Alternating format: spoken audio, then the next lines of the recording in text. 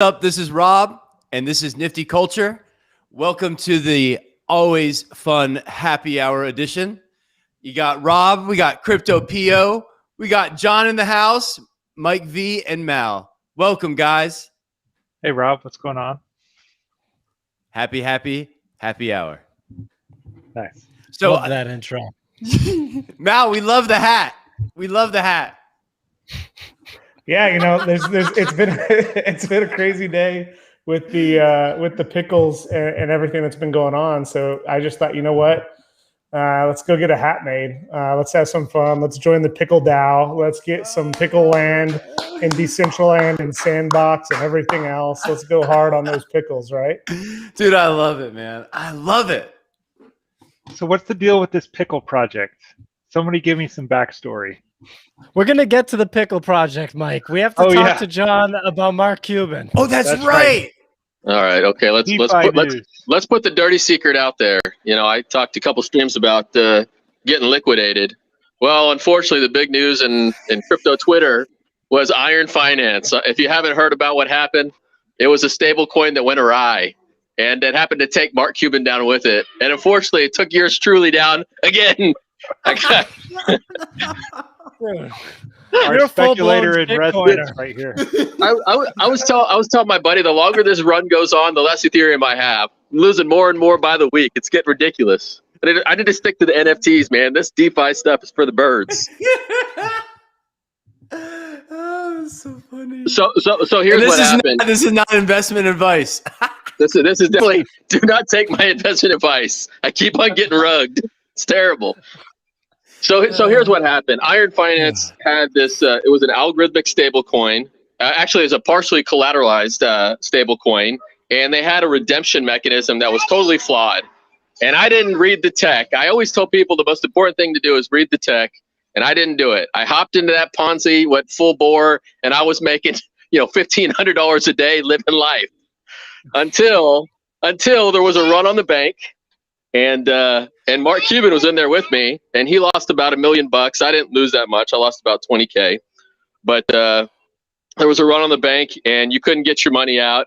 And all of Polygon basically came to a grinding halt as everybody tried to get out, but nobody could. It was probably one of the most epic rugs I've been a part of. I think they drained down like $400 million out of the treasury, like in less than a couple hours. It was the most amazing thing I've ever seen.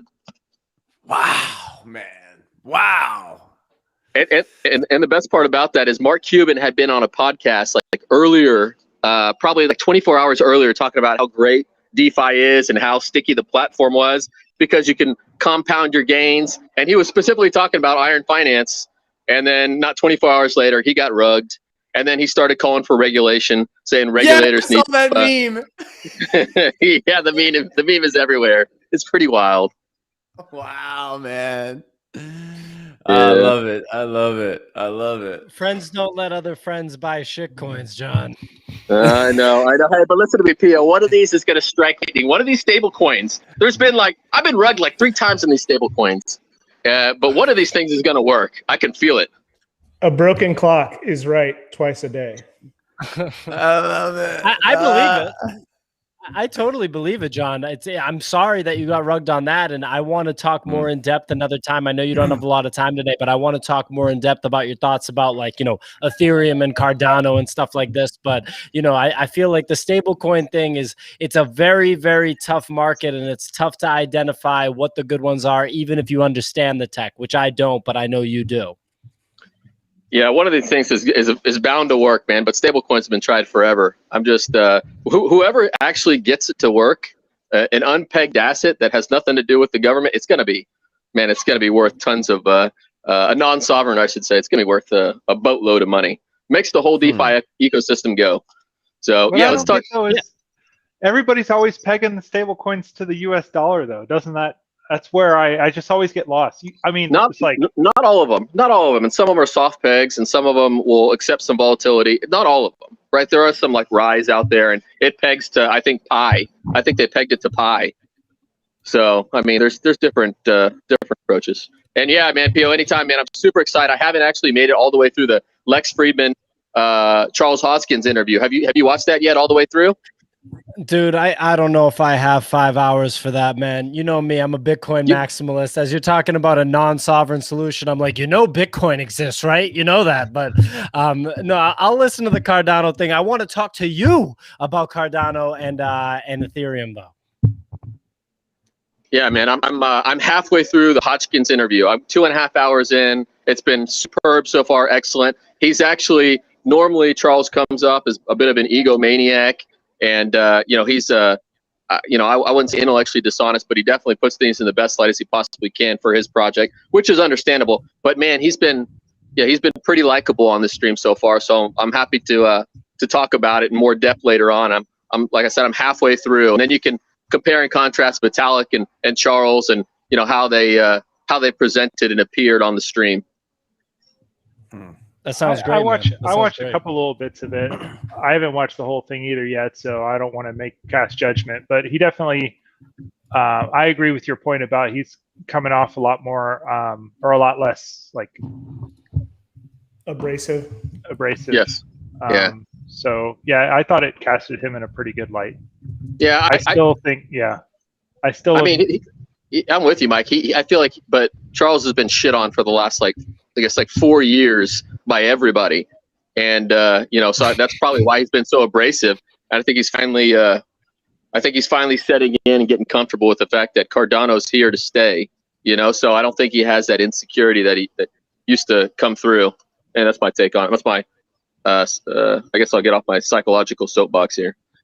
Yeah, I think everybody, like if you're in this crypto space, especially if you're in the Nifty space like we are, I think you just have to get like a thick skin. Like everybody's going to shit on you. You almost have to just be like, okay, well, they're just people who shit on me. Like I was just reading an article today about, I guess either the IMF or World Trade Organization or some like global banking institution just came out and was like, we're not going to support El Salvador's transition to Bitcoin because Bitcoin lacks transparency relative to what? They're just like, it lacks transparency. And I'm like, the global banking system is like completely untransparent to the citizen. And like even US dollars, which is, I mean, the most transparent financial system there is, like, is still highly opaque. Like if you want to know like what a reverse repo is and like all kinds of shit, like it's just so completely like obscure and opaque. And to say that Bitcoin, where it's like every transaction ever made is available on the public ledger and every address is like, you can see exactly how much Bitcoin is in every address.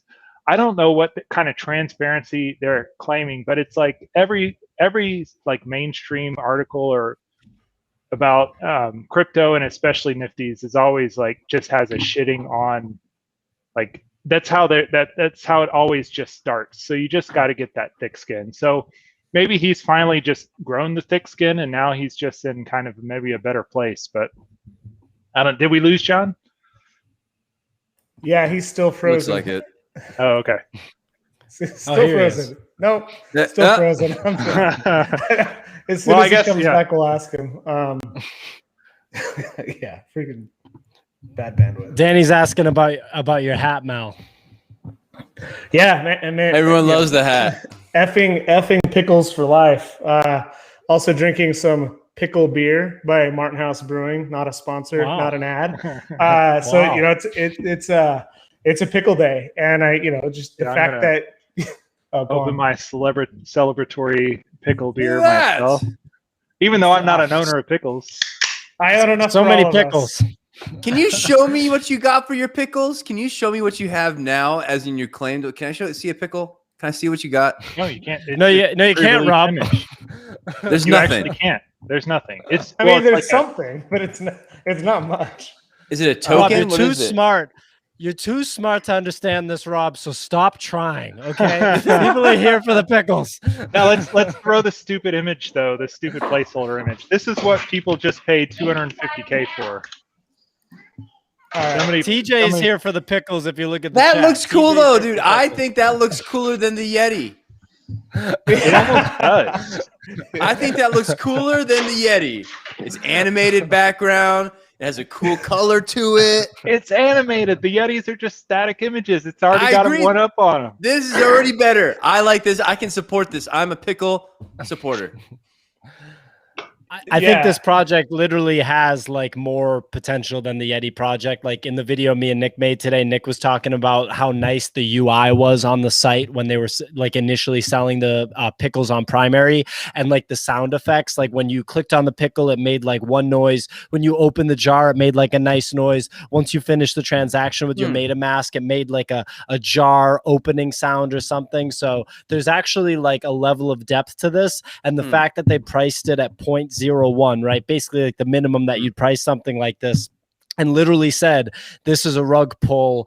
You know, all we're promising you is that you get a fucking pickle, is like literally what the platform said. So I actually think it's a particularly interesting project. I'm more excited about Nick's other project, the Anon project, but let's keep talking about the pickles. Yeah, I mean, like it's really interesting where you know, a lot of people are making the analogies to Dogecoin, and like the fact that like this was just to talk about the peak absurdity of these collectibles, and the fact that like everyone was suspecting that the collectibles became a bubble, and that could be true, and this could be the popping of it. This could also be the future, right? This could go on forever. And now, you know, there's this genuine interest. The floor of the pickles, I think, is actually back up to almost 0.04. Crazy. So like crazy. You know, it's not a lot, but like if you're buying 100 pickles, if you're buying 100 pickles, so the floor is above 0.04 again. So if you bought it yesterday for 0.01, and you'd already be and waited the day. I sold a few for 0.05 yesterday. Or this morning, Noe, who's, you know, somewhat of a regular on the show, he sold them for 0.06. I don't know if he sold at the top, but I mean, imagine like you know, you see this random pickle and you're like, okay, I had a couple, you know, beers last night, and I'm like, all right, I'll buy 6 pickles. And then other people were like, I'm going to buy hundreds. And imagine if you bought, you're starting a pickle DAO and picking up land and all that type of stuff.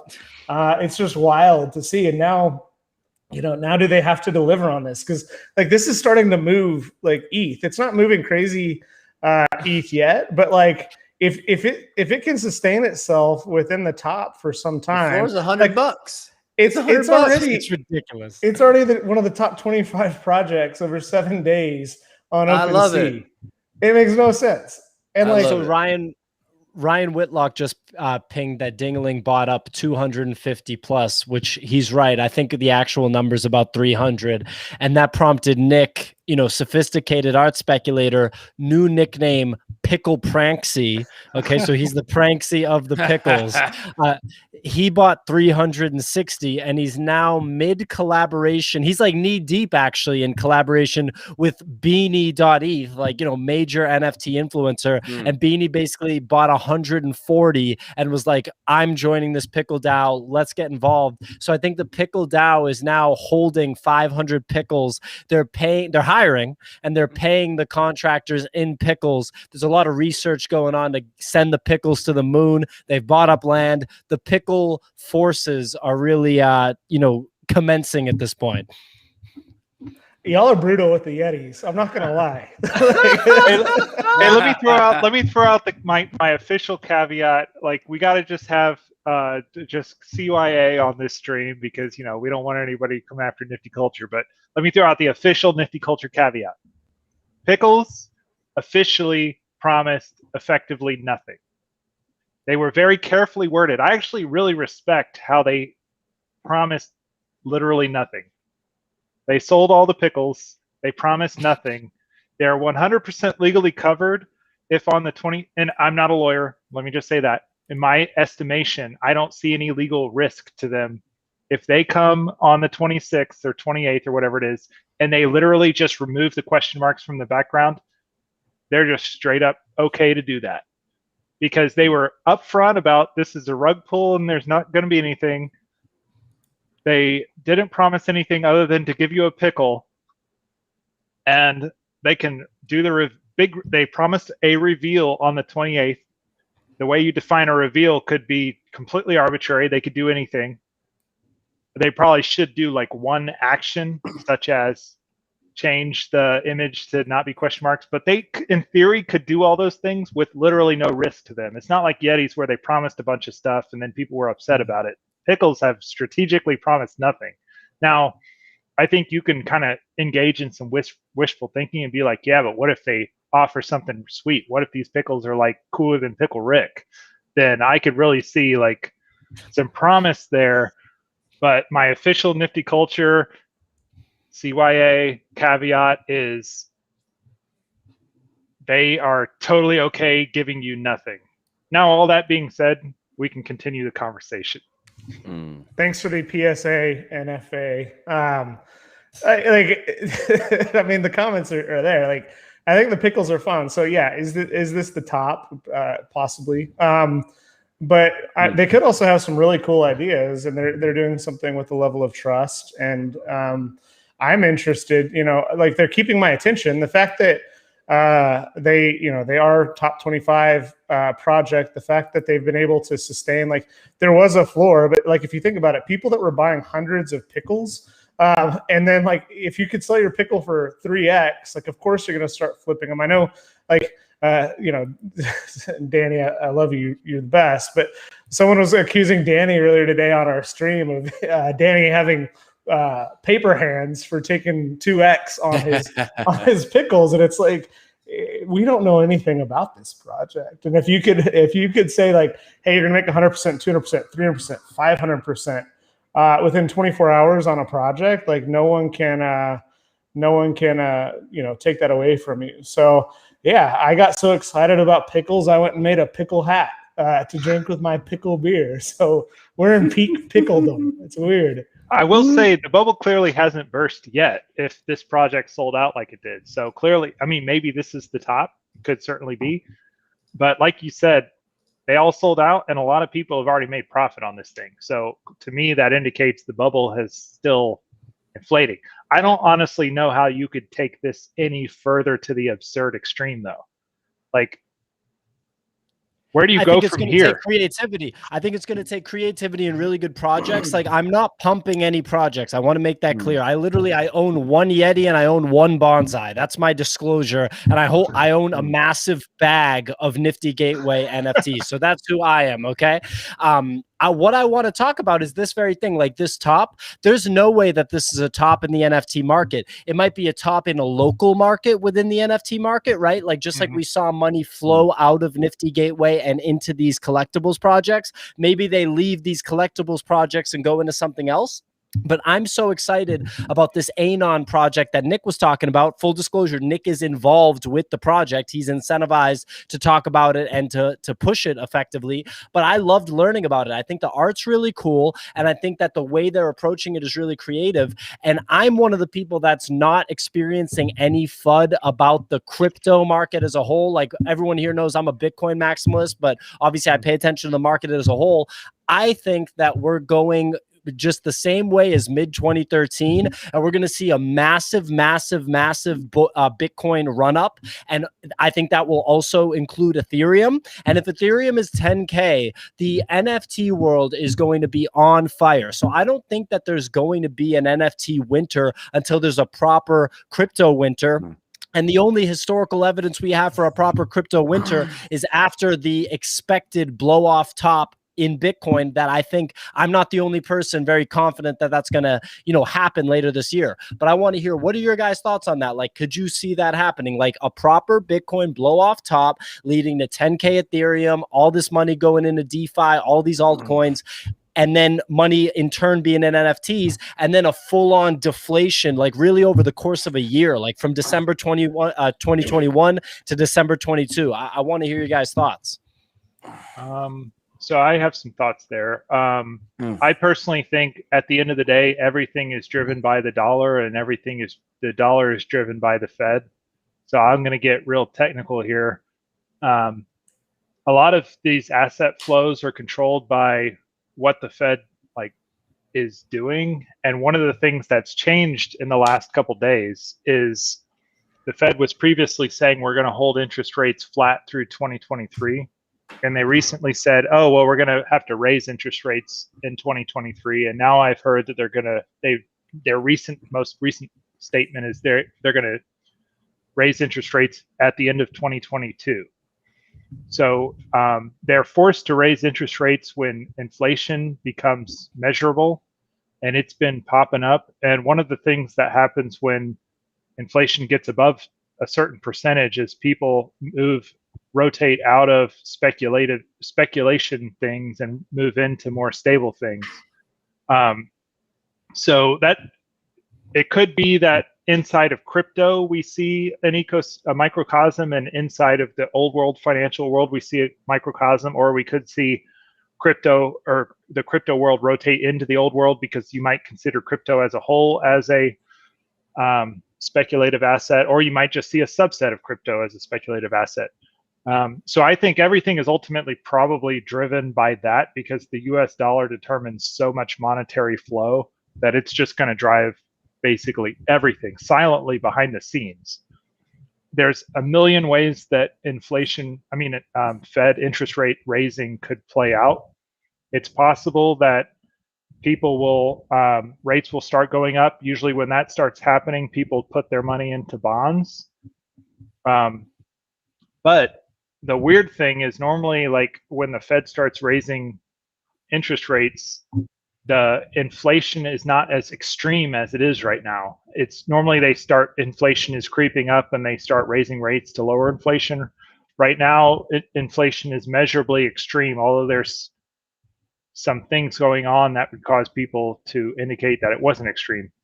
But moral of the story, I personally feel like a crash is not going to happen in crypto, because I think that the stability, even though people say it's really volatile, I think the stability as an alternative asset from the dollar is really a positive attribute that investors are going to eventually realize, especially when we have stuff like ETH 2.0 coming online, which Vitalik has said will probably happen in early 2022. So, I mean, maybe another crash does happen, but I personally think like people got the crash out of their system with all the Musk stuff. That's my take. Anyway, I'm not an expert, just my own personal philosophies. Do your own research.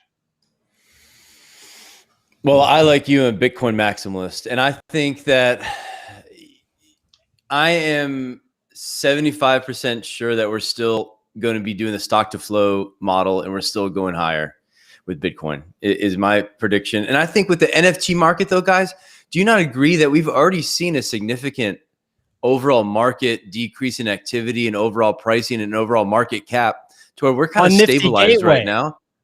On Nifty Gateway, yes. We're seeing this ridiculous bull run in OpenSea. Dude, pickles in OpenSea. But I agree, though. What about other markets, though? Other marketplaces? I kind of agree with both of you guys. OpenSea, yes, people are, I think, almost kind of navigating to that one. That one is quickly becoming the most prominent marketplace. But I agree with Rob too, in that, like, we were just talking earlier about Foundation. Like, it's kind of becoming a dead zone of projects.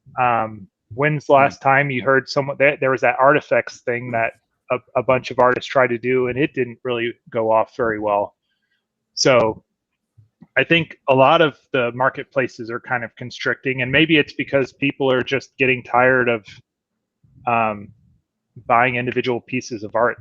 They kind of like these. I was thinking the other day, like, one of the best things about Nifties is these little micro communities that are developing. And each one of these projects, like, there's so much energy in those communities, so much fun. You find a new Discord server because a new project popped up. You go in there and it's just like a super lively community. I almost think like there's as much value in being able to join these communities and be social. Like, we're all like starved for being social because of COVID or whatever. But I think it's hard to say if it's like the art that's pulling people, or the lure of profit, or the community. I personally think it might actually be the community. That's why like Nifty Culture is really trying to focus on community right now, because I think that's probably the most valuable things these things are offering. What do you guys think about the community aspect? we've talked about the community aspect a few times, you and I separately. What's interesting for me about the community is I think it's twofold. Like, first and foremost, there is that sense of community. And I think that's a lot of what Nifty Gateway was able to do as well. Like, that became its own community of people. When you think about X copy and you think about too much lag and you think about these loyal community members, I think it's really interesting. It's exciting. And when you think about just without getting too political, like the general distrust we have in mass media, and we think about the tribal nature of, how big can a community be before it gets too big, around 150. Like Lex Friedman talked about that recently on one of his podcasts, and all of that. So I think people are self-sorting into these communities. We're seeing the rise of Substack. We're seeing all of these things where people can self-sort. And so absolutely, I think it's pretty cool that this is happening. And I think that's one of the things that a lot of artists aren't, the top tier artists are doing that. They can demand attention. But I think these smaller artists should somewhat form co-ops where if I have an NFT, I can now get access to, so if I like this artist, if I own any of their NFTs, I can go into this co-op or collective of artists and support them that have like values, like traits, like similar types of art. So I do think that the community dynamic is going to be more and more important in the future. And I think that just everything that's been going on is a big part of what's going to happen in the near term and the long term. Now, does this all crash and burn? It's one of those things, like, what happens to these collectibles if they lose 80% of their value?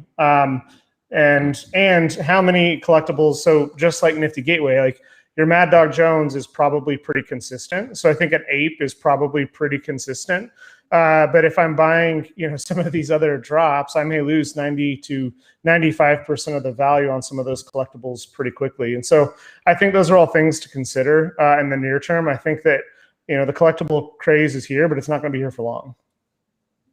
Yeah, I mean, I wanted to chime in one thing. I think everything Malachi said is right. And that's kind of in line with the money flowing to different areas of NFTs. Like, from Rob's perspective, Rob has a legendary Nifty Gateway collection. If you guys want to see a crazy Nifty Gateway collection, like for real, Rob has it, so that's what, but it's cooled off on the Nifty Gateway and the money's flowing into here. So like the game is changing. On the Bitcoin front, I saw one comment. My friend Donald is apparently watching, and he said, hard to say 55% below the all-time high isn't a crash for Bitcoin. So I want to call Rob, who's been holding Bitcoin longer than anybody probably watching this stream, anybody that has watched our content in on this. Rob, can you talk about the corrections that you've seen in Bitcoin? Like, when I look at the list of corrections, I want to hear, dude, how have those corrections been? Bro, I've been through them all, son. That's why I just laugh and I smile at all these people talking about this stuff, man. Especially when I see those headlines of Bitcoin, it crashes down to 30,000 or crashes. I love it. It just makes me so happy. It's so funny, dude. I bought it originally around $14, dude. I remember the skyrocket up to 100, then the crash down to 10. The 90% pullbacks, man. That's the way it went. Then the run up to 100 and the crash, and the run up to 1,000 and crash down to 100. Then the run up to 10,000. I remember all this stuff. So I've seen it all before. It's nothing new, bro. Just keep on moving on. Exactly. And there's right? like 2 to 3 like 40% plus corrections historically in every single bull run, which is why I'm so weirded out by seeing like people that claim to be Bitcoiners on Twitter going nuts when there's a 51% correction, when it was basically blue sky breakout from like December 2020 through like 2 months ago, right? Like, we had 4 months of just rips with very, very little correct. Then there's 151% correction, which historically is totally normal. Nothing else about anything was really out of whack. And people are like, it's a crash. The bull run's over. So I just think that there's a misconception about what's going on. There's like a lack of understanding. And I still think that the NFT market as a whole, right, we're figuring out what pockets are going to get the money and where new money is going to go. It seems like right now it's OpenSea, but that could be totally different in 2 months. We have to keep in mind that 2 months ago or 3 months ago was March at Nifty Gateway, when, Rob, you could probably liquidate your collection for $500,000 in March. Shit. Yeah, back in the day, I should have. Oh my gosh. I could have sold one for that. That's crazy. It's awesome. It's all good though, man. I think we stay, especially Nifty Gateway. I think the market stabilized a lot. I mean, see Ferocious going on Christie's. You see that kind of stuff happening, man. That just brings it all back to the blue chip stuff that we continue. Malachi continues to go back to, man. It's all about that blue chip stuff. Yeah, I mean, I completely agree. It's where there's extreme value, the value will stay. And like we're in unprecedented territory, like with everything, fiat, crypto, NFTs, and so I think it's really you could call these things crashes and bubbles based on historics and everything. But when you think about the stability and you think about what's going on adjacent to crypto, like I'm pretty bullish on both Bitcoin and Ethereum, short term and long term. Real quick, I actually want to give a shout out to Pablo, who's on the stream. Pablo worked for me for a number of years, and so it's super exciting to see him coming on and watching us today. He's one of the most talented, creative people I've ever met in my life. But real quick, guys, like if y'all want this luchador, we need some people to say luchador or comment about the luchadors in the comments. We're gonna give this exact luchador away. We're at 500 plus followers today. We're super excited about this. I'm extremely excited about the Luchador project. I've said that a lot of times. They recently added functionality to this project where you can actually now, if you own a Luchador, you can name that Luchador. I actually named one of my Luchadors that was all yellow, the Bad Banana. And it's a great project. They've got a lot of stuff coming. It's completely on-chain, which is unlike the majority of other NFT projects. And when we look at their roadmap, it's extremely exciting. And so, you know, whoever comments and says Luchador, we're writing those names down. However many people do it between now and 5 o'clock, we're going to pick random from one of those. And so we're going to be giving that away, and the Luchador project owner will be giving that away soon. So we'll get back to Luchadors here in a few minutes, but Mike has a special guest he wants to introduce. Hey guys, yeah. So what we have for you guys today is we've been talking with some guys who are working I guess the MasterBrews guys. So they're working on some cool nifties with some really sweet animations that they've shared with us. So the person we have today is Keith from MasterBrews. Keith, what's up? I just want to say I don't have any headphones around. Mine actually broke. So hopefully, all good. Yeah, as long as we can hear you, I think it's good. Yeah, so I wanted to do two things with my hat. One is beat the Pickles with the Ultimate Warrior, and two is go with the Lucha theme, the Luchadors. So that's awesome. That's my contribution. But thanks for having me on, guys. This is great to, I've watched the show and we've talked, and now we get a chance to actually talk live. So yeah, today's an exciting day for us. The MasterBrews project, we released kind of our version 2. Where we had a sale that dropped. It was, I would say, dropped at the worst possible time in the NFT market. So we're very happy with our sales. We're happy with the community we built, but we felt there was ways we can adapt, keep everyone happy, and still bring more value and still go forwards to our targets. So we released that today. We're actually waiting on a few more animations to be finished, and then we're going to basically be having a lot of unboxing promotions. We've given out open packs. You guys can see even the placeholders are there on OpenSea. You'll see tons of these beer cans that have different designs on them. We do have a Lucha one because we are partnered with the Luchadores. So we're actually going to be giving out 1 in every 10 packs we sell is going to have a Luchador in it. And I will say that we've already got some of the rarer ones. We've got some of the 0 trait ones. I think we have one of the 7 traits to give out. So, we're big fans of that project as well, and they were someone we wanted to work with early to make them one of our incentive pieces for our community. So what MasterBrews is, though, at the end of the day, we're a long-term plan. We're not.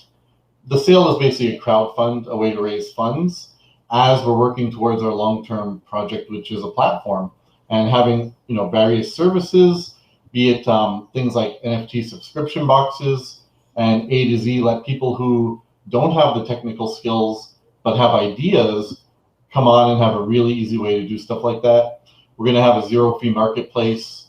We're going to have a brew engine, we call it, which is something like a forge, which is going to be really fun. We're going to have gamification. And then on the business side, we're going to have things like smart contract generators, where it's going to be drag and drop, easy UIs. And our ultimate goal is really just to break down those barriers and get more mainstream adoption and push for more mainstream adoption for the technology that we think is amazing. And we think even if these different NFT projects right now kind of go up, they come, they go, people have new ones that last a month or two, the technology behind it's going to be there for decades. So can you kind of tell us, like, so you kind of talked a little bit about kind of technology behind these projects. You kind of touched on those animations a little bit. Do you have a way to share any of the animations with us? I know you kind of shared one with me behind the scenes. Yeah, so I can send you that one just because right now we have the opens locked on our page because we're waiting for every combination to be rendered. Our animator had a little crash, so let's just say it's taking a few extra hours than we wanted to render everything. But we can show you. Let me just grab the link for you.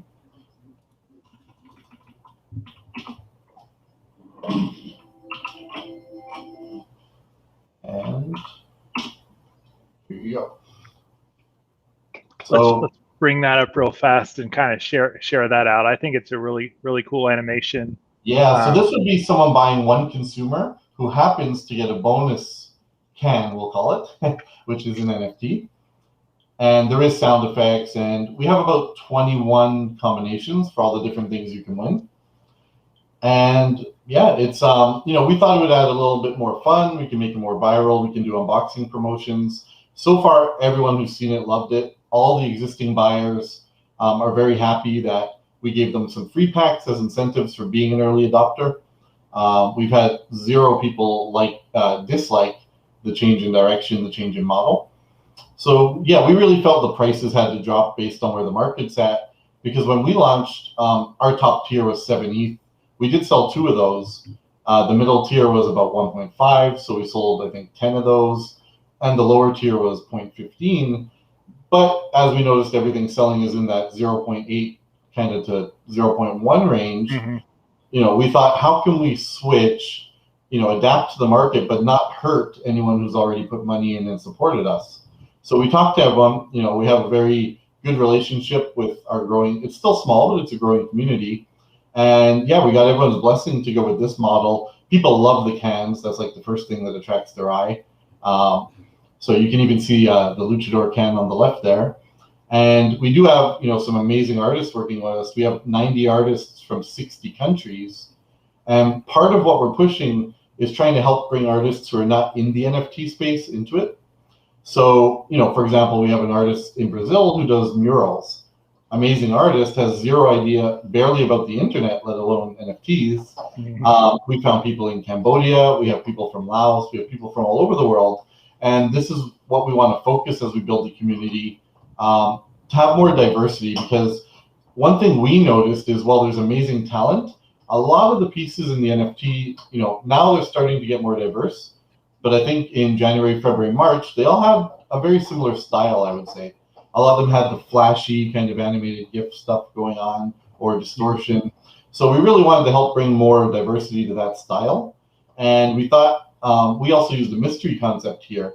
So when you buy, one of our cans, you might get a piece by someone like Mark McKenna, comic book legend. You might get a please and thank you piece. You might get stuff by really known artists. Or you're just going to get an amazing piece from one of our artists who, we consider emerging or new to the space. So there's kind of a whole fun factor with the mystery that people also seem to like.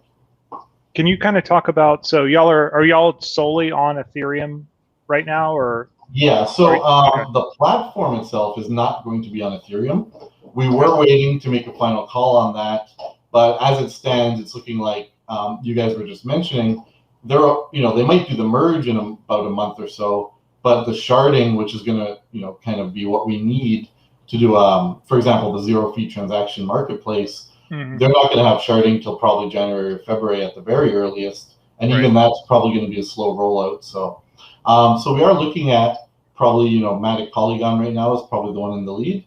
And yeah, we're still kind of, taking our time to make the right choice. We don't want to rush things. This is a platform we're going to go forward with. Right now, we're very happy with the sale. We're going to turn all our marketing efforts back on tomorrow. So it's really something where we're excited to be in the space. The artists are amazing. The community is amazing. Pretty much everyone we spoke to is really, positive, happy people. Even, when the market crashed, people are like, no, just keep going forward, keep, doing what you're doing. And like I said, at the end of the day, if our sale doesn't meet our targets, it's not a big deal to us because that's not our long-term business. How big is the team that you have, building all this stuff? So right now, I'd say it's about 3.5 people. Okay. So I know some people think sometimes that we're, a team of 10 or 15. But yeah, our plan for the platform is to obviously build out a much fuller team. Right now, that's it. It's a project really that a couple of us has started. When we started it, we had full-time day jobs. Now this is like our focus and our full-time effort. Okay, that's cool. Yeah, it's it's something we took the leap that we believe in, and I can tell you right now, I gave up a rather good-paying full-time day job to not take a cent from this project, but make sure it's going in the direction it has to go with the focus that it needs. Awesome. Yeah, that's that's kind of the conundrum Nifty culture is kind of trying to wrap our heads around. I totally understand how hard of a decision that is to make. We're trying to kind of, me and Malachi are kind of, and PO too, are kind of trying to decide what do we want to do with our futures, and do we want to truly rip that Band-Aid off because it's such a huge commitment. But it's awesome to hear that you guys y'all are one step ahead of us. So we've avoided it, let's just say, for previous companies for a long time. And I felt like this is the one where, okay, if I don't do it, I'm going to regret it. And I feel like our team feels the same. So we're definitely all in, if you want to call it that. So. That's awesome. Yeah, this space is definitely seems like it's something special. Malachi is always the first person to kind of describe it. He loves to quote Mark Cuban as far as Mark Cuban just famously quoted that, how he sees this Nifty space is a lot like the early days of the internet. So we kind of see that same kind of specialness to the space as you guys do. Are you guys self-funded, or do you all have an investment backing you guys, or? So right now we have, we're pretty much self-funded, and we do have investors who want to come in. I guess the best way to say it is we believe in the project so much, we kind of want to keep the pie for ourselves as much as we can. Now we do have investors very interested who we may, based on the results of this new sale model, turn to and see if, that's something we want to do. But at the moment, no, this project is self-funding itself. So. Awesome. Just for viewers and stuff, do you have I know you can go to MasterBrews.Cards. Yeah, you can go to .com as well. We didn't manage to acquire it, so it'll redirect there now. Okay, that's awesome. So MasterBrews.com if you want to check out this project. Do y'all have sales going on right now? So right now we're just waiting on these new animations that are a couple hours behind. But, the sale buttons are there if you connect your wallet. And as soon as the animations are up for all the different openings, then we're going to release the buy buttons, and everyone will be good to go. And then everyone who has a pack, all our existing buyers, they all have bonus packs and such. They'll be able to open them and see what goodies they get. So. Okay, and that's happening tonight? We're hoping. I am waiting on the automator right now, so it's kind of, the machines are running. It's kind of out of our hands at this point. So. Okay, well, check back, and if you want to give me an update whenever it's live, then we'll share that out with everybody. So hopefully, really soon, people can check out that project. Well, Keith, thanks for coming on. Thanks for talking through the project. Really appreciate it. It's a really interesting project with some cool artwork and animation. So, and you guys are pretty well aligned with us as far as trying to kind of help artists get into this space. So I really appreciate that aspect about you guys as well. So thank you very much. Awesome. So thanks for the time. Thanks for letting us on. And, we look forward to doing more with you guys. So. Awesome. All right. Thank you, sir. Well, that's pretty sweet. Those are sweet. I was I was checking out the website, dude. That's pretty in depth, man. They got featured artists. They have artist profiles. There's some pretty interesting projects that they collaborate with. Yeah, I think when you think about especially those up and coming, or I like the word he used, emerging artists, right? Where they can carry some of that. It's also you get the art into people's wallets. So when people are exploring those types of things, and this is not an ad, we've just gotten to know them, and we thought it'd be good for them to come on and just share their project. There's no financial anything exchanged in this. I just thought it'd be fun to bring them on. Then when they partner with the Luchadores, and we just like the Luchadores, and so we thought it'd be really cool to see what they're all about. So hey, Mike, are we officially cutting off the? No, I know. Let's go a couple more minutes. Okay. I mean, we only have two more minutes. 5:05. We only have 10. We only have 10 entries from the live. And listen, the people who are watching us on demand or whatever we call it, we will be doing another contest in the near future with another NFT that won't be based on live. We are just really excited about this Luchadores. And Mike, if you could just talk about like some of the things that excite you from a technical aspect that really make the Luchador project. And guys, if you want a Luchador, just comment, say something about the Luchadors. You can say they look cool, they don't look cool, they look awesome. Like, just comment. And if you want one, I'm adding your name. We have 10 people right now. I'll show that list on the screen, and then we're going to go to random, and we're going to just show y'all which one gets it. So it's all fair. So yeah, Mike, why don't you tell them what excites you? So Luchador, it's a really cool project. So the art, I think the art is kind of sweet. It was one of the early projects to have kind of animation just implemented into the art without it being a video. So that's kind of a sweet aspect to it. This project really starts to shine, like if you're a technical person and you can kind of dig into some of the technical aspects of it. So for starters, it's 100% on chain. So basically you can go onto Etherscan and you can pull up the contract and you can look in the code and you can see how he constructs the Luchador inside of the contract. Another really sweet aspect to it is, even though it's on chain, the Luchadors are generated on chain, he still is generating the metadata files on IPFS so that stuff like OpenSea can pull in the metadata information as far as all the attributes and rarities and all that kind of stuff, just like any other project. So I thought it was really cool that he kind of took care of that aspect. He didn't need to, but he did it for like completeness and compatibility reasons, which is really sweet. It's based on, and I hope he doesn't get upset that I'm kind of reverse engineering his thing on a live stream, but I think the technology of it is really sweet. The third thing is how he implemented it is it's an SVG inside of the on-chain, the generation algorithm will spit out an SVG. Of course, he puts that into the IPS file, and that's what OpenSea is reading in when it's displaying it to you. So it's loading up an SVG, which is a vector graphic type of image. So that SVG defines all of the different pieces of that image. So like head and eyes and arms and clothes and all that kind of stuff. And because SVGs you can define transitions inside of the SVG, that's how he is able to do this kind of breathing animation, which is super cool.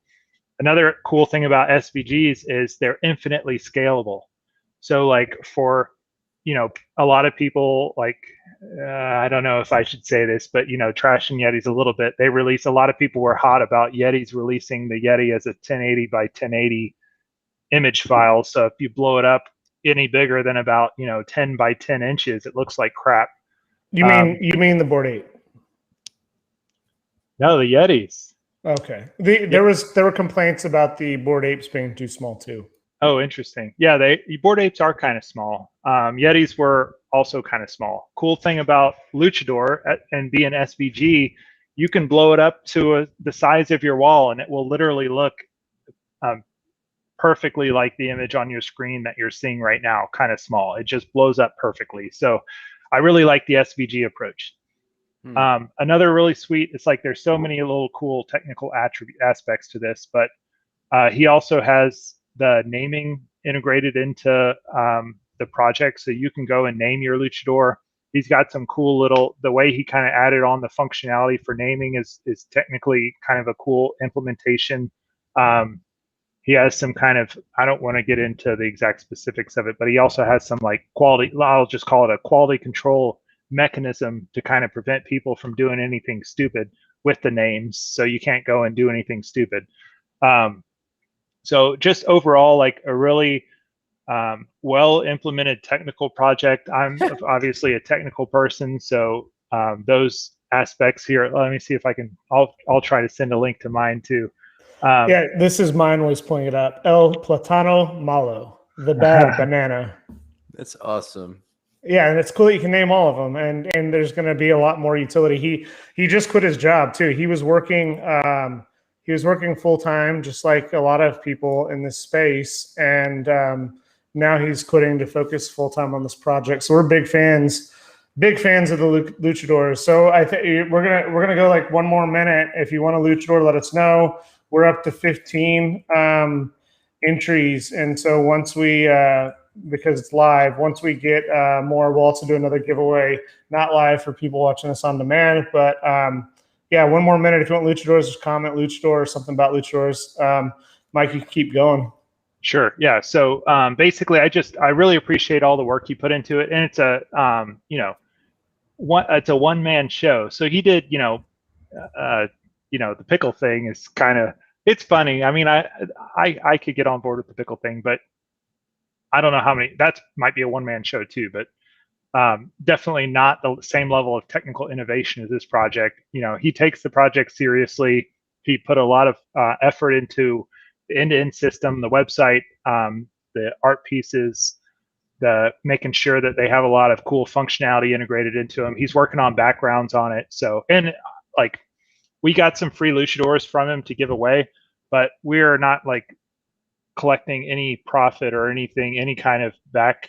Let me just say that we're not collecting any kind of payment or anything from him. We just truly, purely think it's a cool project that we think is worth like people looking at. Just if you're a sort of person who wants to do your own nifty project, like do the tutorials on ethereum.com or whatever .org or whatever, but take a look at like this is a really good real world implementation of a nifty project. So kind of, if you want to see how to do one right, take a look at how he set everything up.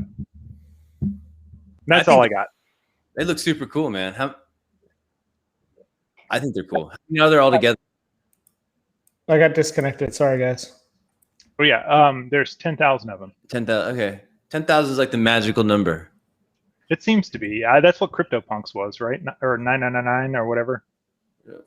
Yeah. So I think they kind of set the. I mean, it's kind of cool because we kind of touched on this earlier. Like the real kind of value that seems to be. Guys, I think I got disconnected. Are we not live anymore? It says live in my top left-hand corner. I don't know. Can someone go check on YouTube? I got disconnected. Oh. No, I definitely just broadcasted. Are we not live anymore? Yeah. Oh wait, no. It looked like we are. All right, it's back. Okay. I got disconnected. Technical glitches. Yeah, sorry about that. Sweet. Good, because we still got to give away this Luchador. I don't want people to think we're nah. Yeah, well, that's what I was worried about. I was like, all right, that's not good. All right, so here's what I'm gonna do. I'm gonna share this window. Dang it! All right, so like here's the names that I have that have entered this for this Luchador.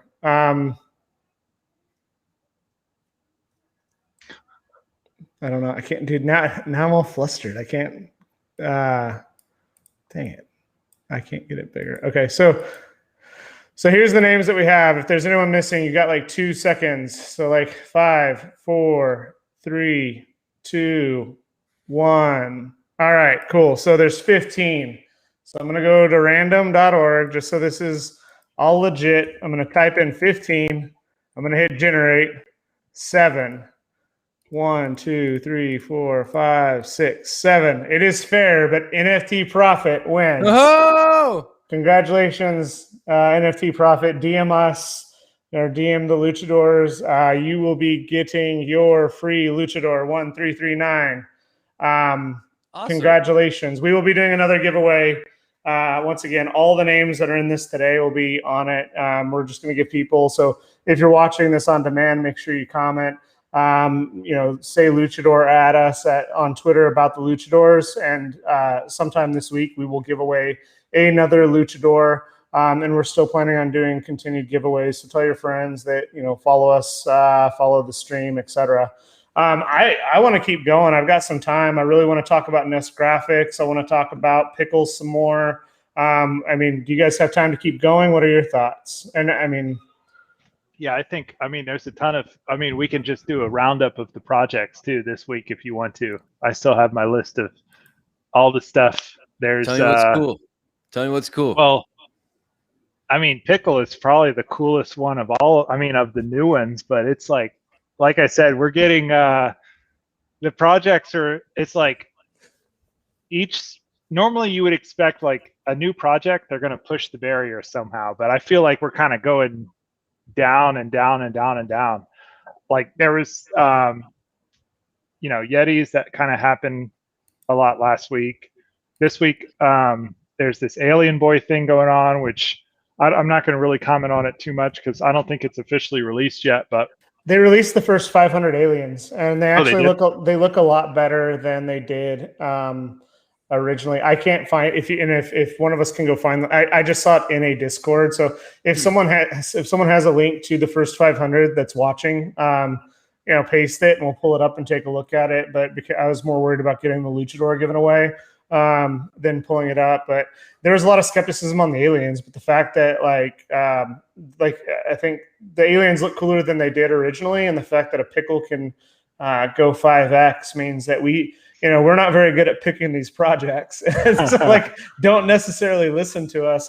But I do want to say something. A lot of people are asking about Avagachi. John is a big fan of Avagachi. There's also a ton of projects like the furries. That's not our thing.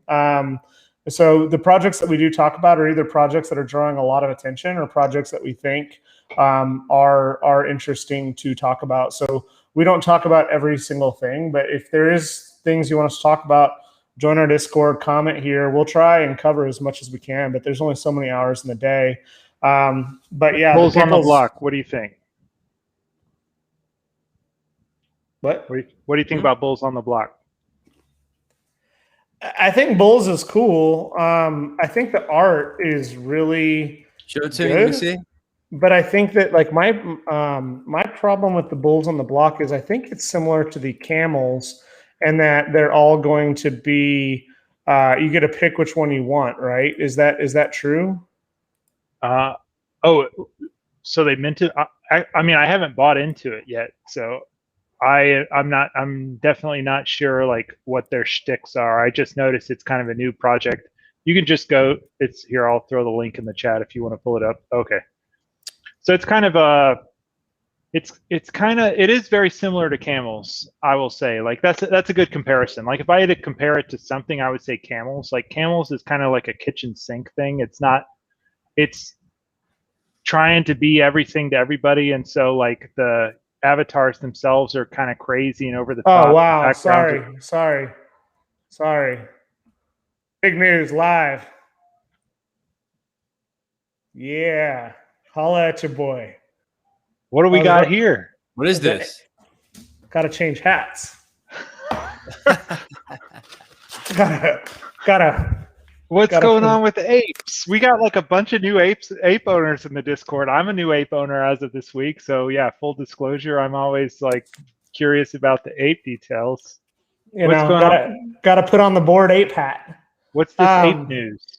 So Bored Apes are going to get Bored Ape puppies or dogs, and there's going to be the Bored Ape kennel with the club adoption drive. Okay. So for 1 week, and each and every member will be able to adopt a club dog from the Bored Ape Kennel Club. Claiming the token is free, you'll just have to pay gas. It's another airdrop because they just airdropped. It's not an airdrop. I mean the 3D sweater or hoodie for Bored Ape was literally an airdrop. This is a free derivative. A dog based on your ownership of, which makes sense, right? Because if you own 10 apes, you only got one of the free hoodies. But if I have 10 apes, now I could claim 10 of these dogs. So you just pay gas? Are they I wonder if anybody's done this, let us know real fast in the chat because I'm curious. I wonder if it's similar to your ape or not. Or if it's unique. Man, if they're going to start pushing out stuff to the owners, I think that's really sweet. I mean, that's where I think, like, I talked about community being a big value add to Nifty's. Giving people like additional pieces after the fact, I think is a big value add, and it drives the community. So I think like projects. I'm just gonna do it. Yeah, do it. Do it. Oh, sweet. We're doing it live. Yeah, we're doing it live. Awesome. Yes. Hey, when you pull up your ape too, so we can kind of see if they match. Dude, if you got a sushi dog, they that don't would be appear crazy. to be similar. They said in the chat that you can't see what they look like yet. Okay. But you can get your two pups. Look, get my two pups. Can't see what they look like yet. Okay, well that's still pretty sweet. I mean, for gas, I mean that'll be a sweet piece. Yeah, just kind of a nice companion piece. I mean, it really encourages. Another thing is like, and I'll do my not financial advice caveat. When you have all these like meta things going on that encourage people to hold, all that means is that that floor is going to start climbing up, because if people are like, I got a sweater, I got a pet dog, I got the Nest graphics, yeah. I got that piece. Like, once someone is like this invested into that ecosystem, like you're not just going to dump one piece, because you have a whole like themed collection going on. So I think it's going to take a lot of weak hands out of the market, and that's usually a sign that, you know, that floor is going to keep climbing. But that's yeah. All right. Sorry to interrupt. So yeah, you won't be able to see it. There's 10,000 club dogs remain. So what's interesting is like this was just announced not long ago. I couldn't tell you how. I can tell you how long ago this was announced, and I don't know how many of them were actually reserved. But this was announced at 5 o'clock, so 20 minutes ago. And I mean, I could be wrong, but the fact that this many have been minted in 20 minutes just shows the loyalty of the apes to this project. And so, yeah, I have my one minted, and I won't be able to see it yet, but hopefully, here's the alien boys. Hopefully we'll be able to see them in the near future. So like, that's a really, really cool, man, I'll save my comments on the aliens for now, but I think it is really cool that like the apes are doing all this stuff to keep the community involved, keeping it exciting. I mean, I think, and I know there were some comments I was watching a few minutes ago about like, you know, what makes it, and you have to last through a cycle. If I was a betting person, I would say that like you know, the crypto punks are god tier. I don't think the crypto punks go anywhere. But if I were to suspect, like, if the apes have staying power, it would be the one I'd pick the most, for a combination of reasons. First, the utility aspect. Second, the community aspect, right? If we think about what Mike was talking about a few minutes ago and how important community is moving forward, I think the fact that they have a strong community, the fact that you can see people like 888, major, you know, blue chip artists still have apes as their avatar, even after doing these drops. So it was really interesting and coincidental. And I don't even want to, I'm tired of being negative to the Yetis, but like the Yeti founders, the project heads of the Yetis were on Clubhouse promoting the Yeti and talking about the long-term thing. One of the creators of the Yeti's avatar during the Yeti discussion was an ape. Like, come on. Like, and so like when you think about the longevity of the apes, it's just an interesting thing. And now we get a free pup, so that's pretty cool. Yeah, I'm down with this. I think that's just a cool thing to give out too. And another thing that they do is like, who is the guy who is working on some sort of dog Nifty project too? He's just totally got screwed, because now like Bored Apes is putting out, like, you can only have like one of each animal as a project, and so now dogs are basically taken by apes. So I think that's pretty hilarious. So I mean, I think them doing stuff to kind of incentivize people to hold and kind of keep that community fresh and alive, I think it's super sweet. So I mean, I'm happy that, like I said, I picked one up earlier this week. So I'm obviously biased here, but I think, yeah, I'm excited to kind of see where this community goes, see how it grows. They have some cool stuff going on. They did the community grant thing, which I think is really cool. Like, basically what they did is they had a website where you could apply for a grant to do some positive thing for the Bored Ape community. And then it was only like a $3,000 grant, but for somebody who's either overseas or somebody who's like in college or something, I think 3,000 can go a long way for you to get something done. So just a cool thing. Like they're clearly kind of committing to building the community, and they're also financially incentivized to keep those that ape floor up, because if they can keep ape floor high, then that will mean that their royalties that they collect on the contract are going to stay high. So I think it seems like that whole system is doing really good. What's up, Daniel? How's it going? Oh, he's still getting it set up. Hey everybody, how you doing? Hey. Have you got your Bored Ape Yacht Club pup yet? He's too full of Yetis. Oh no. No, not Yetis. My internet connection isn't good. I don't know if I'm live. Am I live? Yeah, you're live with us. You are, man. Oh, no Yetis. I'm getting rid of all my Yetis as fast as possible. Those are the first NFTs I'm taking a loss on. So from every single NFT I've sold until today, the Yetis are the only ones that I have a loss on. And they suck for so many reasons. I actually realized we should have seen the telltale signs beforehand, right? Like Uh-oh. That was like the perfect. That was getting somewhere really good. Yeah. Oh no! I was so excited. Oh, I do agree that we should have seen the telltale signs. The telltale signs. What were they? Yeah, you tell me. Oh no, we can't hear you. Going on and off. But one of them, for example, was the JPEG that they put with the 4 rarities, right? The Apex, the Master, the whatever, and they had then they had 4 examples. Like I think Bitcoin Eyes was Master or Prime or whatever, and they had diamond hands for Apex, but the JPEG didn't have the Yeti with diamond hands. No, it had it with DH on his cowboy hat. Yeah. Well, his cowboy hat, it had the letters DH on it, and it had 2 hands like this. I honestly thought that diamond hands was just a different version of the cowboy hat, because I did a big ass spreadsheet where I enumerated all of the qualities of Yetis to try to get ahead of the curve, and I thought it was going to be somehow a different version of the cowboy hat. Then they come out and it's actually, the hands did admittedly look cool, but I was like, what was that other thing? Why would you release that Yeti with the stupid weird little logo on his hat? Yeah, it was a very that's what happens when you rush something together. Super rushed. Yeah, and then you don't know if you've got commercial rights. We knew before. We should have realized, hold on, we don't know if we have commercial rights. Why?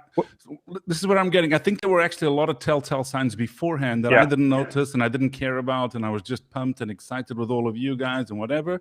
But then immediately it's kind of like, hold on, there was actually 3 or 4 or 5 things that were not the way the cats were or the bonsais were or the apes were or the pickles are. So how do you feel about the founder saying after the fact that we're still working out the licensing on something that he already sold you? Almost everything they've done so far is just killing the pickles more.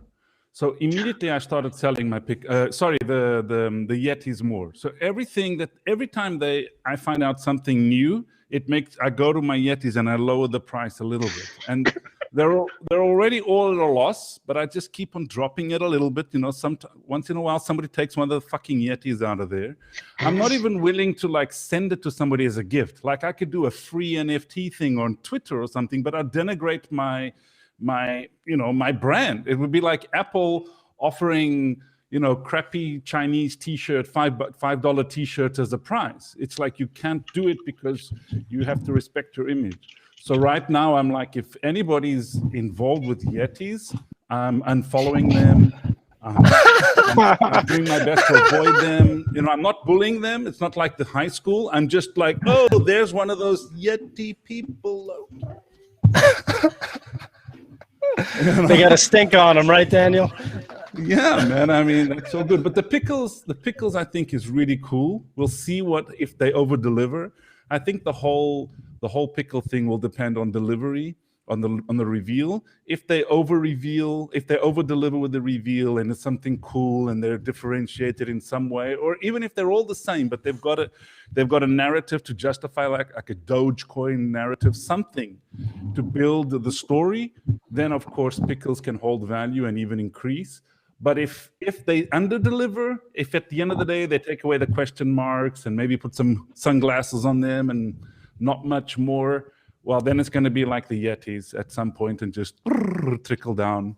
Where do you put the odds on over-deliver versus under-deliver?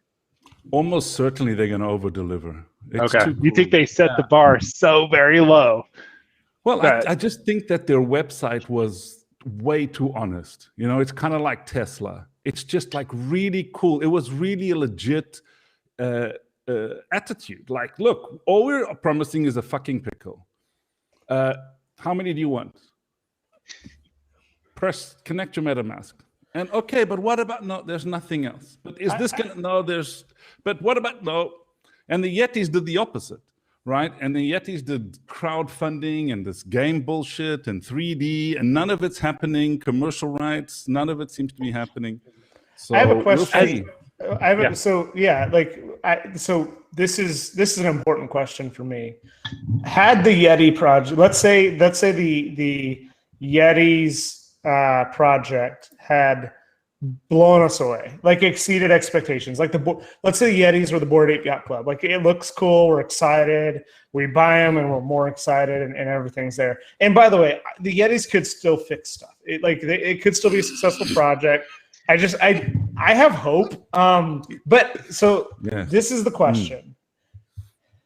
Would the pickles be exciting if the Yetis weren't a letdown? Like, the timing of being let down and then finding this like piece of junk on the street where you're like, it's 0.01. I'll just, I'm sad anyway. I took some L's. This is at least being honest that it could be a pile of junk, but it could be a diamond in the rough. So, in a thought experiment, like, if the Yetis were successful, would we be talking about the pickles today? I think if the Yetis were successful, we'd be talking about the pickles and the bulls and the pirates and the aliens. Because if what happened after cats was at the same level of cats or above, it would mean we were still in the bubble rising up. We're kind of this is kind of resistance right now. Now we're having like the Yeti thing sold off, so it's not like people are just willing to throw their money into everything. And so I think it's more like a macro thing. But the most important thing for me about cats was that it was just 3,000. And I think if cats make it through the great filter, because there's going to be a collectibles great filter, obviously, this year, and there's going to be very few projects that actually make it to the next year. And if cats make it through, which I doubt they will, but if they do, it will be because of the 3,000. And I think if that happens with pickles, it will be because of what they promised. So they just promised a fucking pickle. But the most important thing about pickles, by far, is the 0.01 minting price. That was by far the reason why it's being looked at as a Dogecoin, the poor man's collectible. Everybody could jump in. Even if you're buying it now at 4x, you're minting it at half the price of a cat. You're minting it 2.5 times less than you could have minted a Yeti. So, a bonsai was also 0.8. So 0.08. So 0.01 was just a no-brainer. So many people could get 10 or 15 or 6 or 20, or in some cases 100 or more, which they would not have done if the minting price would have been 0.08. I think it's a great time for a collectible to come in and say, oh, here's a low-cost one. For anybody who wants to fool around and do some flipping and learn how to do the free rolling thing, here's your chance. You can buy 5, you can buy 2, you can buy 10, and you can try and figure out this stuff on a low budget. So I think they to be congratulated. But again, it's going to depend on the artwork and the narrative. And we have to outline that the worst thing about the Yetis was not the founders it was the artwork. It's just ugly. to look at. Like, you really have to be 3 years old to appreciate a Yeti. There's just, I mean, I don't even have aesthetic, I don't know much about art or anything like that, but you just look at them big and you're like, I need to get this out of my wallet. It makes my wallet look bad. But no, I feel you. I mean, like, that's one thing about Yetis. We've got other projects to make cool, like V-Friends, like Apes, what they're doing today with the dog, and the fact that Floor of Apes is at 2 ETH again, and Cats still holding up. There's a lot of sales. So there's a lot of cool projects that we can, focus on instead of focusing on those ugly things. True. And there's something to be said, like, about projects where that's one kind of cool thing about Apes, which is why I think Apes is slightly special, is, and I guess MeBits is kind of the same way, is like at the floor level, the art is still good. Like with Yetis especially, there might be some cool ones in the mix, but the floor is like really not, it's like pretty bad, like definitely bad art. So I think for future projects, lesson learned, like the people doing the projects, don't just like throw the random algorithm out there and just like let the shit stay. Like, you need to do some sort of, either figure out how to make your algorithm not generate anything bad, or otherwise do quality control after you run it and make sure that everything is still at least somewhat appealing. Like, I think that's the cool thing about Apes, is even the floor apes are still, I mean, you can get a floor ape and have it still look cool. I mean, there's a few that I just don't have a personal preference for. Like, I don't really like the ones with the eyes popped out.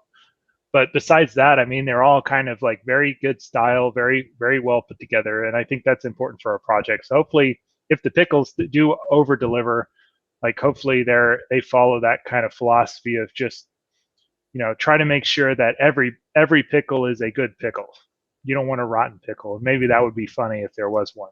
I have one more thought experiment, and then I do want to talk about these NFTOs, these bears, but we might want to save it for next time. What if, another thought experiment, these pickles are a Justin Roiland surprise piece? Oh, dude, that would be insane. And I don't because they were licensed with what if it was like a commercial thing? And they were licensed with Rick and Morty or whoever owns that. Yeah, and who knows? But I know like there's a little bit of infamy right now with Nifty Gateway, and I know that like the secret Nifty Gateway crew, isn't a big fan right now of Justin Roiland, but they're all really, really big fans of the pickles. So like, think about the degenerate rug pull that would happen if it fell under that criteria. I don't think it is, but it's like, and when you made the pickle comment earlier, I was like, oh my gosh, like, what if that's what it is? I doubt it. Okay, here, I'll tell you how to tell. Okay, I'm going to send you a link. Put this link, if you can side by side this link and the other pickle. No, the angle's different. The pickle art is pretty different. I mean, that would be amazing if so, because I personally am a huge Rick and Morty fan. So if it was somehow a licensed Rick and Morty tie-in, then I'm going to be kicking myself. I think the angle, like, one thing I could see is if they had like an Easter egg where the angle of Pickle Rick matches the angle of the pickle. Someone should take this and rotate it slightly and superimpose it on top of the pickle and see. It's not, but I mean, like, okay. It's also just a placeholder. Anyway, I'm just being silly. But it's no, that would be ridiculous. If that happens, I guarantee you, freaking Sophisticated is going to be, pulling up in his Lambo because that would be way over delivery. And maybe Justin Roiland, to talk about him a little bit, he kind of burned himself in the Nifty world with that drawing where he was dropping 1,500 at the highest price point. And then a bunch of people ended up, and then they even had people get charged and not get one. And so, like, I personally got charged and didn't get one. So I had to go through the hassle of contacting Nifty Gateway, filing a support ticket, getting my credit card. Like, that whole drop was just a mess. And, he might, maybe, I don't know. I think if I was him, I'd probably be like, screw this. This was an experiment that went bad. But maybe he's a different maybe he has a really super positive life philosophy, and he's just like, it went bad, but so what? I'm going to approach it at a different angle. That would be crazy. Yeah, so we're gonna wrap here in a couple minutes because there's some nifty gateway drops we want to watch tonight. We haven't talked about it, but we did do the Amber Guzman interview with Pio yesterday. After the drop, I encourage everyone to go look at that. There's Matt Gondek tonight as well. But I do want to reserve these last couple minutes to let Danny talk about something he's been working on. And really taking it to the next level in terms of what you've been able to create in such a short time. And so, Danny, why don't you tell everyone about that NFT project that you're working on? Because it's really exciting, just that it's a derivative of the cats, and it takes a lot of the unique life aspects that are important to you. So why don't we close with you talking about that, and then we'll go take a look at this drop. Well, I'm really, really inspired with what VeeFriends is doing. I think it's an amazing achievement that Gary Vee has done. It makes me proud to see it in the top 10. In terms of valuation, it's a killer. I mean, we're talking at least 5x, 6x, 7x. Unfortunately, I've sold all my Gary V's for a really handsome profit, because I do think we're going to go through an NFT winter and all of that. And I think we're going to be able to get apes and VeeFriends and cats and all these things at a discount price in the future. I could be wrong. So I'm really inspired by that. And then the collectibles I discovered in the last few weeks also, and I'm really inspired. There's so much fun. The greatest thing for me about the collectibles is how much fun I get, even selling my pickles, right? It's fun. I bought them, I'm selling them. Some of them I've sold for 0.2, some I've sold for 0.5. There's just so much fun in that. So this was all inspiring me. Now, I was already going to do an event in February next year in Portugal to launch my new book. And this was already planned even before I got into the NFT space. And so it's like so obvious that I had to sell my NFT, those event tickets as an NFT. That was the obvious part. And then Gary Vee launched his, because I think one of the things that we've misunderstood about the Gary Vee VeeFriends, there's so much information that it seems like it's about a lot of stuff, but at its core, it's really about VCon. VeeFriends is 80% VCon, and then 20% of the bowling and the podcasts and the gifts, goats and whatever. But really 80% of people buying VeeFriends want to go to VCon, at least the first time, and then maybe flip it, or if they really enjoy it, they'll keep on going. And so I've created like a fusion between those three things. The event that I was already just going to do normally, collectibles, and VeeFriends. And so each one of my NFTs has a perk, just like the VeeFriends. Like, for example, there's the podcast perk. So whoever owns that NFT can have me on their podcast. Or there's a one-to-one perk, which means you can call me and we can talk for an hour or whatever on the phone about something, etc. But each one also allows you to go to the event next February. And then I'm just having so much fun. Like, I'm not an artist, but I'm having fun with the traits. And Mike and Malachi, you've been helping me out. And it's so cool to like figure out backgrounds that are meaningful to me, like the Matrix and psychedelics and Boom Festival and all these things that I like, and then personalizing them and getting ideas. So it's been, again, it's so much fun. It's just, and I'm going to launch my project. It's got like, I'm thinking 222 NFTs, but actually, I don't mind if it's less. We'll see Tuesday how many I sell. But if it's just like 70 or 50, I'm going to burn all the others, because I really just want to have my own little collectibles and start, doing my little VeeFriends thing at my scale and having fun. I'm not going to make any profit out of this, certainly, but I'm going to learn a lot. And I think NFT culture should be doing one of these kind of projects soon. I think many people organizing events should be doing them. I think many people should be inspired between the mixture of VeeFriends and collectibles. I don't think VeeFriends was very good at the collectibles part. Like, those doodles are kind of crappish, and I think, Gary Vee won't admit to that. But at the end of the day, it could have been so cool if he had some, if they were prettier and more collectible, etc., more. I mean, I was going to say something really stupid now. But the point is, I think there's so much potential here. And I think the future of all events are going to Metallica concerts or conferences or whatever they might be are going to be NFTs as collectibles. I just want to be part of beginning that future. To end, this is going to be as far as my team has researched, this is going to be the first event in Portugal to sell their tickets as NFTs. So one thing for sure is we go down in history. I mean, I know one day all events in Portugal will be with NFTs. That's just the way it's going to be in the world. But the first one would have been mine. And I think that's also very cool, you know, collectible and historic moment, at least for me and for my fans here in Portugal.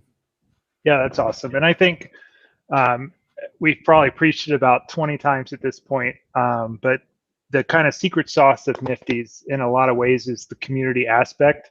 And I think you're being a total trailblazer in pushing the Nifty community binding benefit to a non-Nifty segment of society. And so, I mean, I totally applaud you for like taking that, you know, leap of faith and that kind of personal risk. Because I know you're obviously, I've been talking to you about ideas, and I know you're obviously putting a lot of your time into building that project. And you're not trying to do it to make a quick $2 million like some other projects. You're doing it because, you know, you believe in the technology, you believe in the positive community aspects of this space. And so I really applaud you for doing that. So I think like, you're kind of I'm super excited to watch how this unfolds for you, because you're kind of like a test case of, if a few projects push to non-tech, non-Nifty communities and it becomes a thing, then this space is going to just totally explode and it's going to be awesome. And we're right at the forefront of it. And I just love to watch how it changes, you know, like every week it's something new and awesome. And that's really sweet. Yeah. And thanks for coming on our show too. And no, I love it, always. I mean, July and August, I'm going to be unplugged most of the time, but I love being here. You guys are great. I watch it whether I'm here or not, as you guys know. I'm just totally a fan. I learn so much. But look, I know it's not going to. This is kind of like Steve Jobs had a thing about you ship it even if it isn't perfect.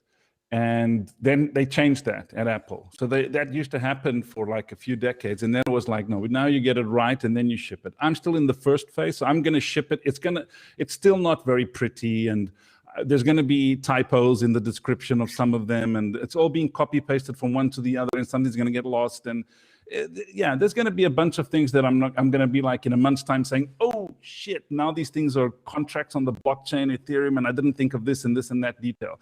But it's kind of like the move fast and break things motto right now, because I just think we need to have fun, do these things, get them out there, learn from our mistakes. Then you guys will do one, and then I'll learn from that. And then, you know, Nick will do one, and we'll learn from that. And just different people trying out different things. And I'm lucky because, you know, that expression, if you want to go fast, go alone. If you want to go further, go in a team. I think that works both ways. And I'm just doing it alone. Like I proposed it to a few people and everybody's got like, I don't know. Okay, fuck everybody. I'll just do it. And it won't work. It won't be really great. It won't go very far, but it will be fast and it will be out there. And by the way, this is for the Portuguese event, but there will be NFTs for the international English speaking community if they want to get an NFT with a certain perk. But I'm not going to be pumping it or publicizing it. It's just if you're interested, show up, give me feedback, give me ideas for another NFT. Say, what if you do this? What if you do that? And I really fell in love with the cats. So for now, it's a derivative of my cat 222, which I got minting out of the mint. I was lucky enough to get a 222 cat because my event is on the 22nd of the 2nd, 2022. And I just thought that coincidence was, you know, the universe or some mystical force saying, dude, this is the cat, do it. I sold all my apes today, by the way. So you sold your apes? You're apeless? Yeah, I'm apeless. Yeah, I'm so sad about it. Honestly, I mean, I have an ape in the metaverse, as you guys know. So my ape is somewhere lost in the Nifty omnibus. So who knows if that one comes back? That's the one I bought for me. Trade, you know, Talvir, if you guys are watching, help us. Like everyone hit up Duncan, everyone hit them up. It's in the omnibus. It's still there. Let's get him his ape back. Yes. No, I forgot about that one. That's a hodl, because that one I bought immediately. When I bought that one watching your show, when you guys were going on about, not the first time, because the first time I didn't even know what Bored Apes was. But there was this was before I was coming on, and there was one of your shows where Malachi was going on and on and on about these fucking apes. And I said, okay, I'm going to go get one. And then I love DMT and ayahuasca and psychedelics in general. So it was so obvious. I didn't even know about rarities at the time. I had no idea that like a gold skin or a laser eyes would be something. I just thought everybody says, buy one that you like. And I'm like, I want a DMT fur. I got the cheapest DMT fur, or one of the cheapest at the time, because I didn't know that, in time there was like ranking and all these things. But that's my ape. That's a hodl. If it ever comes back, it stays with me.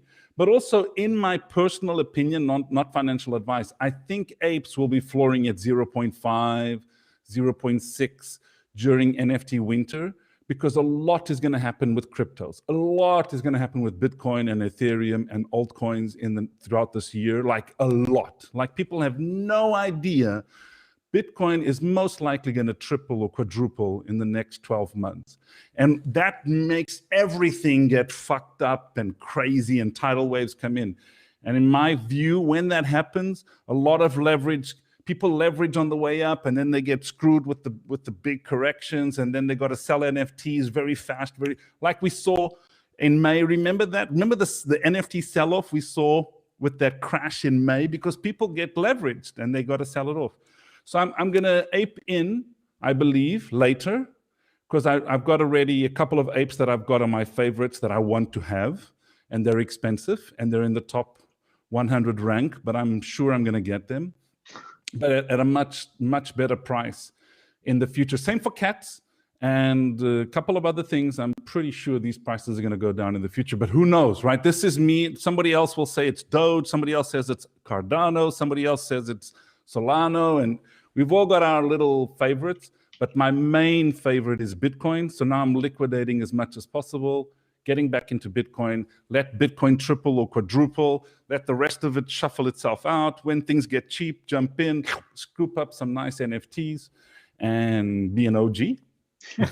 Awesome. Well, Daniel, thank you. I mean, it's always such a pleasure to just have you be a part of not only the NFT community, but the NFT culture community. You've become part of our family very, very quickly, and the insights you offer just about kindness and everything is really a really good message that people, you kind of remind me a lot of what Lex Friedman says, and like just trying to have fun with it, but being kind and being thoughtful about everything. So super appreciative for you to always come on with us and always being so willing. And just want to say thank you to everyone who's watching this live with us today. We had a pretty good turnout today, and then I know we have quite a bit of turnout that watches this on demand, because these things do get long. The timing's tough for people who are watching this internationally. I know we have a lot of international viewers, so we don't say thank you enough on the stream. So I just want to say thank you.